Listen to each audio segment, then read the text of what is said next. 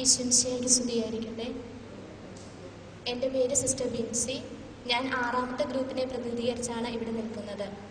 ഞങ്ങളുടെ ഗ്രൂപ്പിലെ സിസ്റ്റേഴ്സിന് ഈ 2 ദിവസങ്ങളിലുണ്ടായ ഉൾക്കാഴ്ചയാണ് ഞാൻ നിങ്ങളുമായി പങ്കുവയ്ക്കുന്നത്.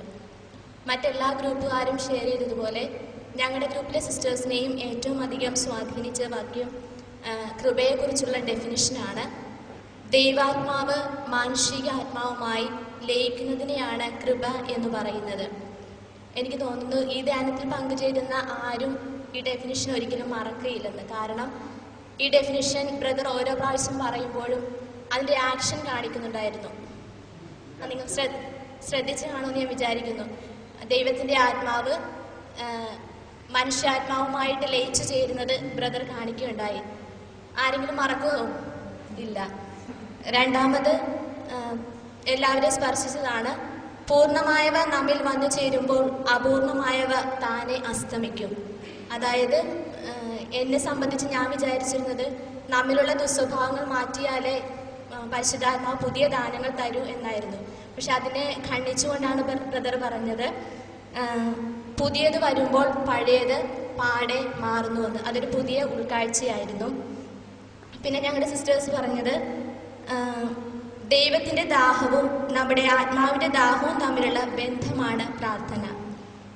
പിന്നെ ഓരോ സിസ്റ്റേഴ്സിനെ സ്പർശിച്ച സങ്കീർത്തന വചനങ്ങളാണ് പറഞ്ഞത്. കർത്താവിൻ്റെ ദൂതൻ ദൈവഭക്തരുടെ ചുറ്റും പാളയമടിച്ച് അവരെ സംരക്ഷിക്കുന്നു. സമുദ്രം ജലം കൊണ്ടെന്ന പോലെ ഭൂമി കർത്താവിനെ കുറിച്ചുള്ള ജ്ഞാനം കൊണ്ട് നിറയും. നമ്മുടെ ജീവിതത്തിൻ്റെ ഉറവ കർത്താവാണ്. നമ്മെ ദൈവം ദൈവത്തിനു വേണ്ടിയാണ് സൃഷ്ടിച്ചത്. നമ്മൾ ചിന്തിക്കാത്ത രീതിയിൽ കർത്താവ് നമ്മുടെ കാര്യങ്ങൾ നടത്തി തരുന്നു. ദൈവിക ജ്ഞാനം എല്ലാവരെയും മാറ്റിമറിക്കുന്നു. ഈ ദൈവിക ജ്ഞാനം മറ്റുള്ളവരെ പഠിപ്പിക്കാൻ വേണ്ടി നമ്മൾ ആദ്യം ദൈവത്തിൻ്റെ ജ്ഞാനം കൊണ്ട് നിറയണം.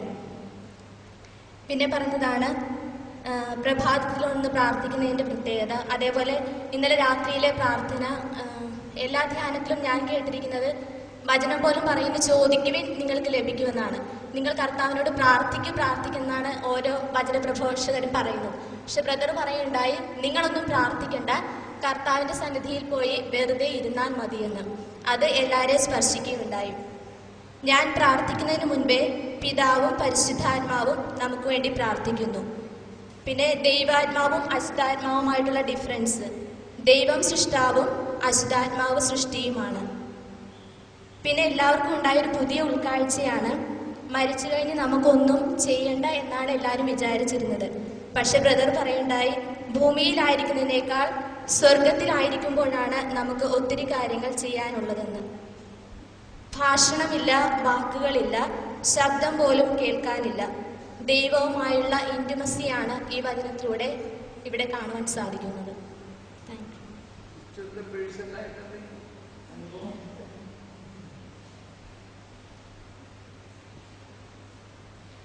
നമ്മളാകുന്ന ശാഖ ക്രിസ്തുവാകുന്ന താഴ്ത്തണ്ടിനോട് ചേരുമ്പോഴാണ് അതിൻ്റെ പൂർണ്ണത ഉണ്ടാവുന്നത്.